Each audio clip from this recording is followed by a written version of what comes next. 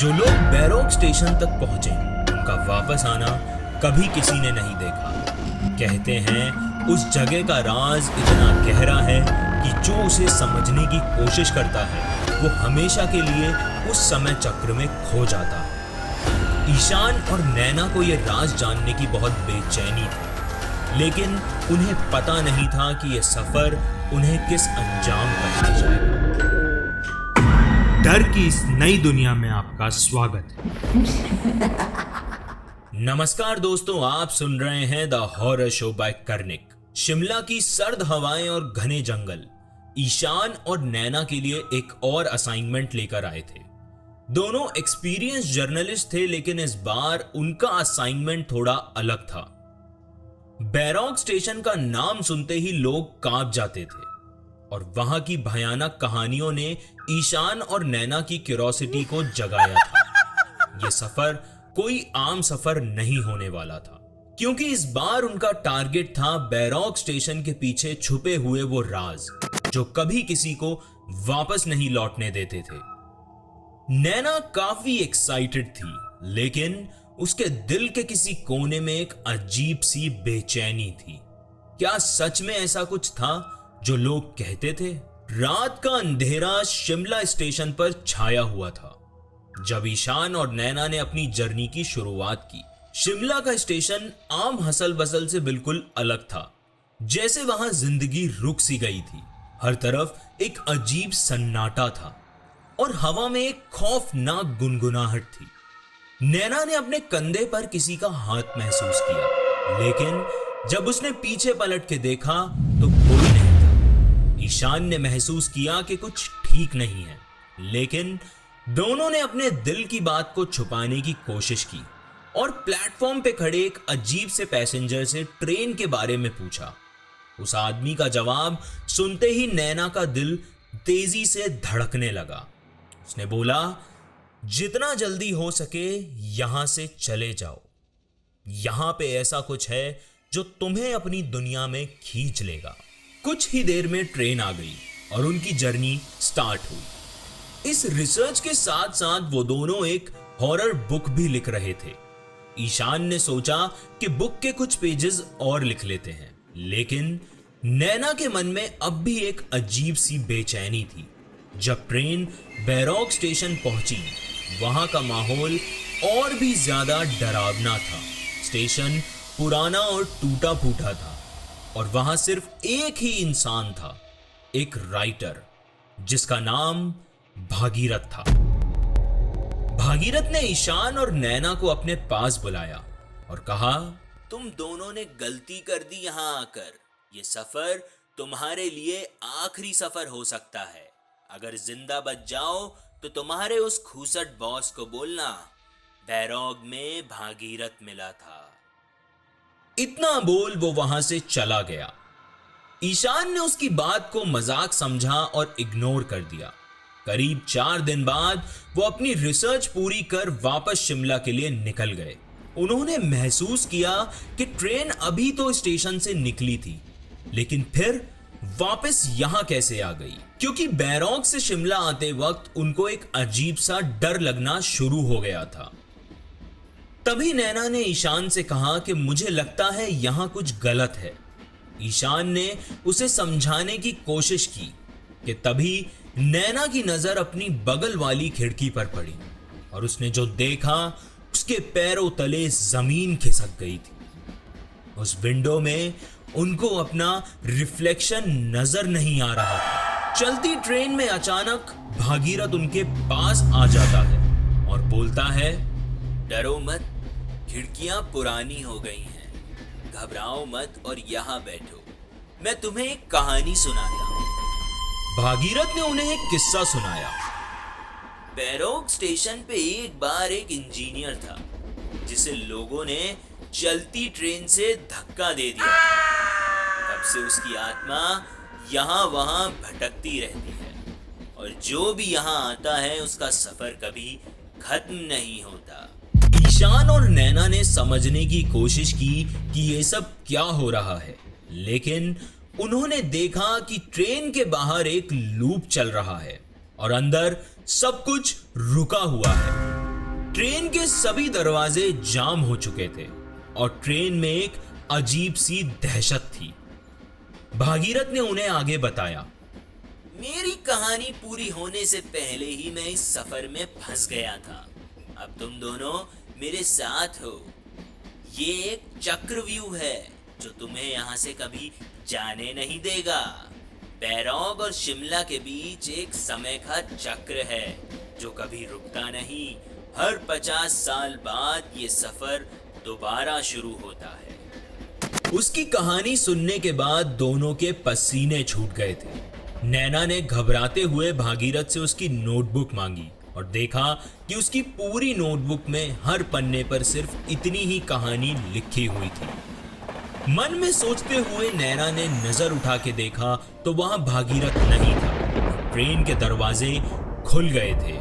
ईशान और नैना ने देखा कि वो फिर से बैरॉग स्टेशन पे ही हैं।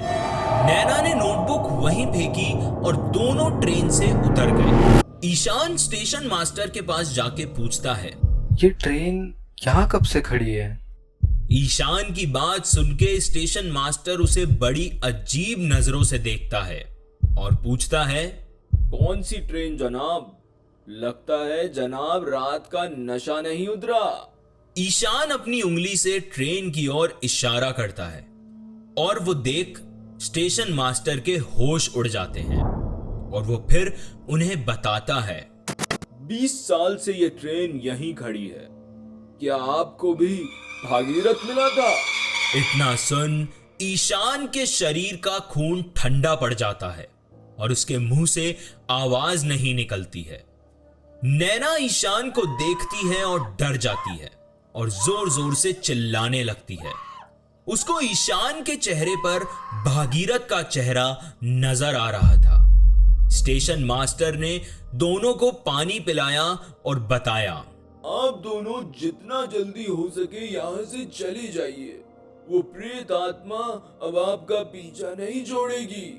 वो भागीरथ एक इंजीनियर था और 20 साल पहले इसी स्टेशन पे कुछ लुटेरों ने उसे चलती ट्रेन से धक्का दे दिया था। तब से उसकी आत्मा यहाँ भटकती रहती है। आप यहाँ से चले जाओ बाबूजी, अगर अपनी जान की सलामत चाहते हो तो। स्टेशन मास्टर की बात सुन के दोनों बाय रोड अपने शहर वापस आ जाते हैं। वो लोग अपने ऑफिस जाके सबको ये कहानी सुनाते हैं, लेकिन ऑफिस में हर एक इंसान को ये कहानी सिर्फ एक कहानी ही लगती है। पूरे ऑफिस में किसी ने उनकी बात पर यकीन नहीं किया। दिन पे दिन निकल रहे थे, लेकिन ईशान और नैना के दिमाग से वो हादसा बाहर नहीं आ रहा था। तभी एक दिन ईशान ने नैना को बुलाया और कहा, नैना, हमें वापस चलना चाहिए। हमारी कहानी भी अभी खत्म नहीं हुई है। ईशान की बात सुन के नैना के चेहरे का रंग उड़ गया था और वो शौक में चली गई थी। ईशान ने दोबारा उससे पूछा और नैना ने जवाब दिया, तुम्हारा दिमाग तो खराब नहीं हो गया ईशान? पिछली बार हम कितनी मुश्किल से अपनी जान बचा के आए हैं और वो भागीरथ की आत्मा तो अब भी मुझे आंखें बंद करने पर नजर आती है और तुम बोल रहे हो कि हमें वहां वापस जाना चाहिए। नैना की बात सुन के ईशान ने उसे समझाने की कोशिश की। नैना, अगर हम इस कहानी का सच जान लेंगे तो शायद इस भागीरथ की आत्मा से हमें छुटकारा मिल सकता है और हम इस खौफनाक मंजर को अपनी बुक में पब्लिश करेंगे। किताब के लालच से नैना कन्विंस हो जाती है और दोनों फिर एक बार उस सफर के लिए निकल जाते हैं।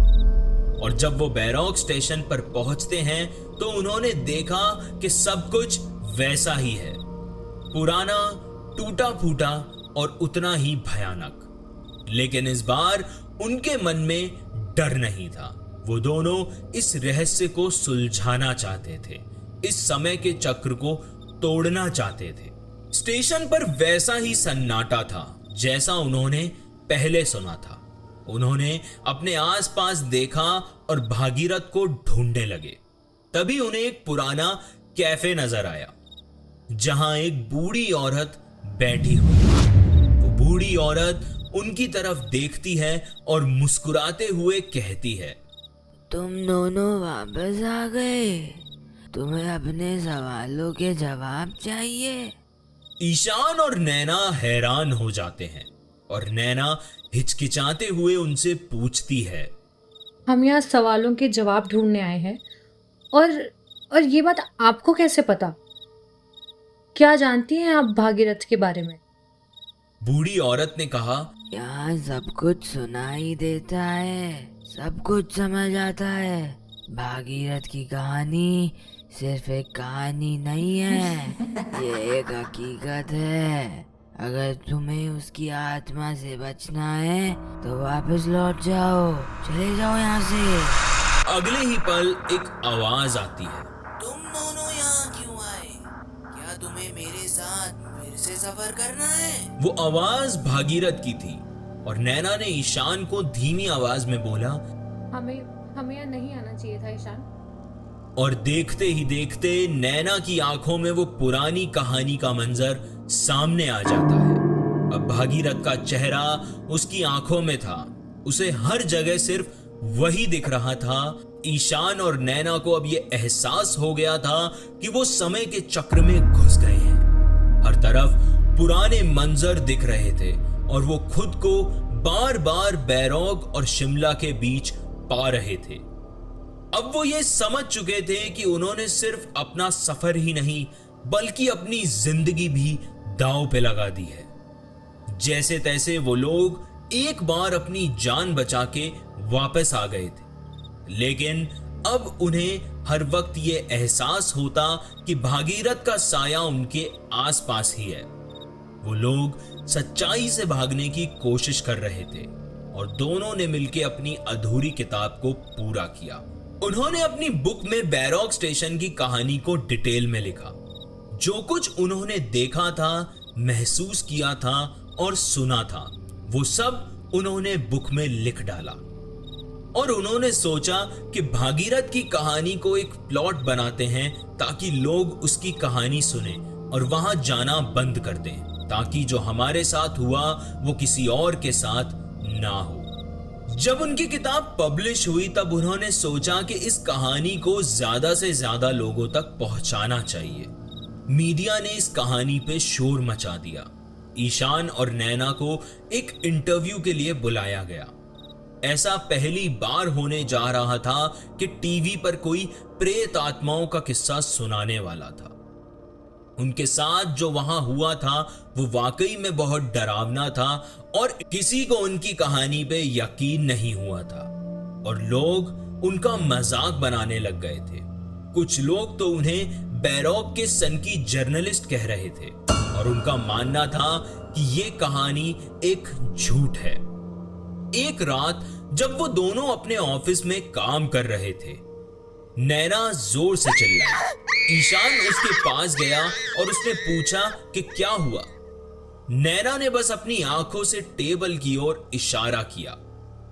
टेबल पे भागीरथ की नोटबुक रखी थी। वो नोटबुक देख ईशान हक्का बक्का रह जाता है और उसे अपनी आंखों पे यकीन नहीं होता है। वो दोनों एक गहरी डरावनी सोच में चले जाते हैं कि नोटबुक को ओपन करें या नहीं। नैना हिम्मत करके किताब खोलती है और वो देखती है कि इस बार उस किताब में एक नई कहानी लिखी है, अगला सफर, ईशान और नैना की मौत का। इतना पढ़ उन दोनों की रूह कांप उठती है।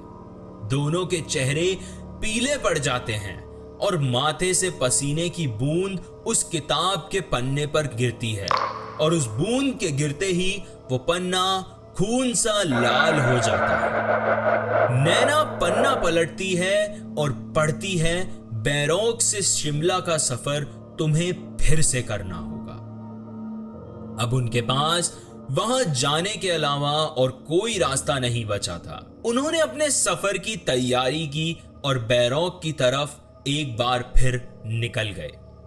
जब वो बैरोग स्टेशन पहुंचे, सब कुछ वैसा ही था, लेकिन उनका दिमाग अब कुछ और सोच रहा था।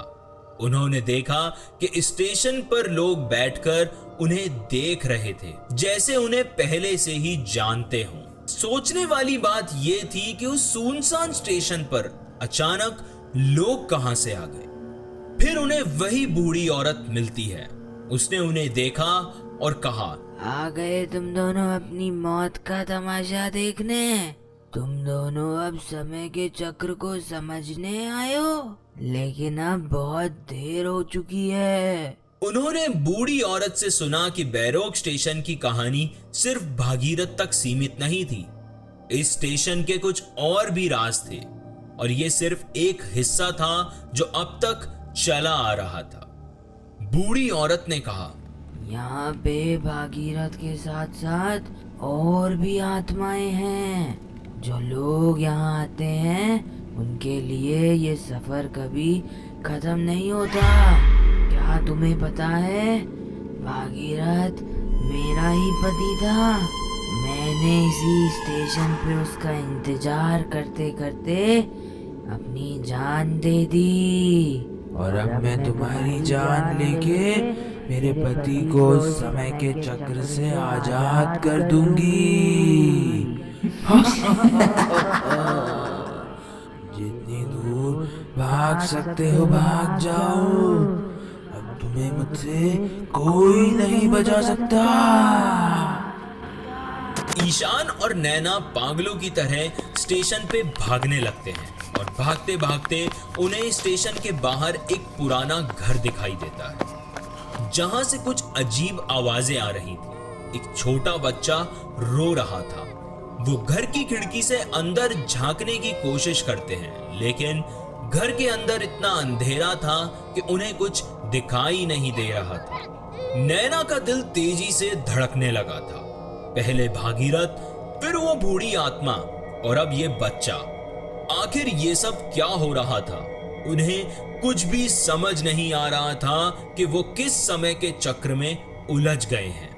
तभी वहां अचानक भागीरथ की आत्मा आ जाती है। तुम दोनों यहाँ आए हो इस चक्र को तोड़ने। ये चक्र कोई कहानी नहीं है, एक हकीकत है। ईशान और नैना ने एक दूसरे की तरफ देखा और अब उन्हें यह यकीन हो गया था कि वो इस समय के चक्र से कभी बाहर नहीं निकल पाएंगे।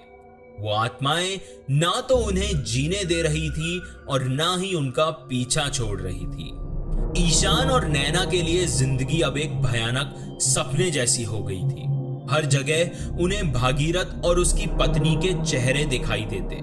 नैना को पुलिस वाले और वॉचमैन में भागीरथ की शक्ल नजर आती और ईशान हर एक औरत में भागीरथ की पत्नी का डरावना चेहरा देखता। ये पागलपन उन दोनों के शरीर में अंदर तक समा चुका था। शहर आने के बाद ईशान और नैना अपने दोस्तों से दूर जाने लगे थे। उनके चेहरे पे हमेशा एक डर का साया रहने लगा था, जैसे कि कोई उन्हें पल पल देख रहा हो। रात को सोते वक्त उन्हें अपने कमरे में अजीब सी आवाजें सुनाई देने लगी थी। दीवारें जैसे सांस लेने लगी हो, परछाई खुद ब खुद चलने लगी हो। नैना के प्रेत आत्माओं से भरे वो सपने अब जिंदा होने लगे थे। ईशान को अक्सर लगता कि भागीरथ की पत्नी उसके बिस्तर के नीचे छुपी हुई है और जैसे ही वो आंख बंद करता वो आत्मा उसके ऊपर आ जाती। इतना सब होने के बाद भी वो दोनों हिम्मत नहीं हार रहे थे और एक दूसरे को दिलासा दे रहे थे, ये बोल के कि ये सब सिर्फ उनका वहम है।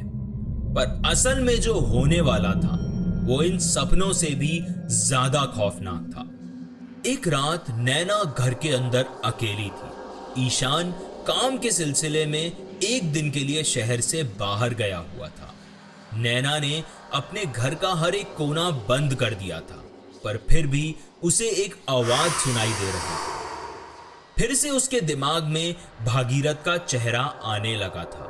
अचानक उसके कमरे का दरवाजा खुल गया। वो बेड पर थी और डर के मारे सांस भी नहीं ले पा रही थी। वो धीरे से उठकर देखने गई कि दरवाजा कैसे खुल गया। उसने अपने हाथ में एक आयरन रॉड उठा ली, जैसे कि कोई उस पर हमला करने आ रहा। पर जैसे ही नैना ने लिविंग रूम की तरफ देखा, उसका दिल वहीं रुक गया। वहां भागीरथ की पत्नी बिल्कुल जिंदा घुटने के बल चल रही थी, अपने हाथों से जमीन को रगड़ती हुई। उसका चेहरा खून से भरा हुआ था। नैना ने चीखने की कोशिश की, लेकिन उसके गले से कोई आवाज निकली ही नहीं। वो आत्मा धीरे धीरे उसकी तरफ बढ़ने लगी थी। नैना पीछे हटने लगी थी, लेकिन जमीन उसके पैरों के नीचे से खिसकती जा रही थी। और तभी उस आत्मा ने अपने लंबे नुकीले हाथों से नैना के पैर पकड़ लिए। वो चिल्लाई, लेकिन कोई नहीं था जो उसे सुन सके। आत्मा ने नैना को अपने पास खींच लिया और अपने नुकीले दांतों से उसके गले को नोच दिया। नैना का चेहरा 1 सेकंड में लाल हो गया और धीरे धीरे उसकी आंखों की रोशनी जाने लगी। नैना वहीं जमीन पर खत्म हो चुकी थी। मरने के बाद भी उसकी आंखों की पुतली में वो डर नजर आ रहा था। वो डर भागीरथ और उसकी पत्नी का था। उसी रात ईशान अपने होटल के कमरे में था। उसने अपने सपने में भी नहीं सोचा था कि नैना के साथ ये सब हो सकता है और उसकी जिंदगी खत्म हो जाएगी। उसने सोने से पहले नैना को कई बार कॉल किया, लेकिन कोई जवाब नहीं आया। उसका मन और भी ज्यादा बेचैन होने लगा था। तभी उसने अपने कमरे के दरवाजे पर एक ठपठपाहट की आवाज सुनाई आई। ईशान वो आवाज सुन के डर गया था कि इतनी रात को कौन हो सकता है, वो भी यहां। जैसे ही ईशान ने दरवाजा खोला, उसके सामने वो बूढ़ी औरत की आत्मा बिल्कुल वैसे ही जमीन पे घुटनों के बल बैठी हुई थी। उसका पुराना घिसा हुआ चोला, गले में झूलती हुई माला और आंखों में खून भरा हुआ था। वो बोली, मेरे भागीरथ को वापस लाओ। ईशान ने डर के मारे दरवाजा बंद कर दिया, लेकिन उसका दिल इतनी जोरों से धड़कने लगा था कि उसे महसूस हो रहा था जैसे उसका दिल अब उसकी छाती से निकलने वाला है। उसने अपना मोबाइल उठाया और नैना को फिर से कॉल किया और इस बार कॉल कनेक्ट हो गई, लेकिन फोन से नैना की कोई आवाज नहीं आ रही थी। सिर्फ सुनाई दे रहा था तो एक शांत सन्नाटा। तभी ईशान के पीछे से उस आत्मा का हाथ आया और जब उसने पलट कर देखा तो भागीरथ का साया वहां आ चुका था। उसकी पत्नी भी घुटनों के बल अपने नुकीले नाखूनों से जमीन को रगड़ती हुई ईशान की ओर बढ़ती जा रही थी। होटल के रूम में ईशान जोरों से चिल्ला रहा था, लेकिन उससे पहले कि वो दूर भागता, उस बूढ़ी आत्मा ने अपने एक हाथ से उसकी छाती के अंदर हाथ डाल उसका दिल बाहर निकाल दिया। ईशान वहीं जमीन पर तड़पते हुए अपनी जान गंवा बैठा और मरते हुए भी उसने नैना का नाम पुकारा, लेकिन अब सब खत्म हो चुका था। ईशान और नैना जो बैरॉक स्टेशन के राज का पर्दा उठाना चाहते थे, वो खुद उस समय के चक्र का शिकार बन गए। भागीरथ और उसकी पत्नी की आत्माओं ने उन्हें कभी वापस नहीं जाने दिया। नैना अपने घर में ही मरी हुई मिली और ईशान अपने होटल के कमरे में पड़ा हुआ मिला। दोनों का शरीर इस तरह घायल था कि कोई उनकी डेड बॉडी तक नहीं देख पाया। ये कहानी केवल ईशान और नैना तक सीमित नहीं थी, बल्कि उन सभी के लिए एक चेतावनी है जो कभी ऐसे खौफनाक एडवेंचर्स को अंजाम देने की हिम्मत करते हैं। राज जितना गहरा होता है, उसकी प्यास भी उतनी ही भयानक होती है। क्या सच में बैरॉक स्टेशन इतना खौफनाक है? क्या वो समय का चक्र अभी भी जिंदा है जिसमें नैना और ईशान फंस चुके थे और उनको अपनी जान गंवानी पड़ी? अगर कभी आपका बैरॉक स्टेशन की तरफ जाने का मन हो तो ये याद रखना, कुछ राज ऐसे होते हैं जो खोलने के लिए नहीं बल्कि भूल जाने के लिए होते हैं, वरना आप भी उस समय के चक्र का हिस्सा ना बन जाओ। अगर आपको आज की ये कहानी पसंद आई है तो वीडियो को लाइक करना ना भूलें। और अगर आप ये कहानी Spotify या YouTube पे सुन रहे हैं तो मेरे चैनल को सब्सक्राइब करें एंड Spotify पे मुझे रेटिंग जरूर दें। आपको ये कहानी कैसी लगी मुझे कमेंट बॉक्स में जरूर बताएं। और अगर आपके पास भी कोई स्टोरी है तो आप मुझे इस ईमेल एड्रेस पे भेज सकते हैं या फिर मुझे इंस्टाग्राम पे डीएम कर सकते हैं। हो सकता है अगली कहानी आपकी हो। आज की कहानी में बस इतना ही। धन्यवाद। आप सुन रहे थे the horror show by Karnik.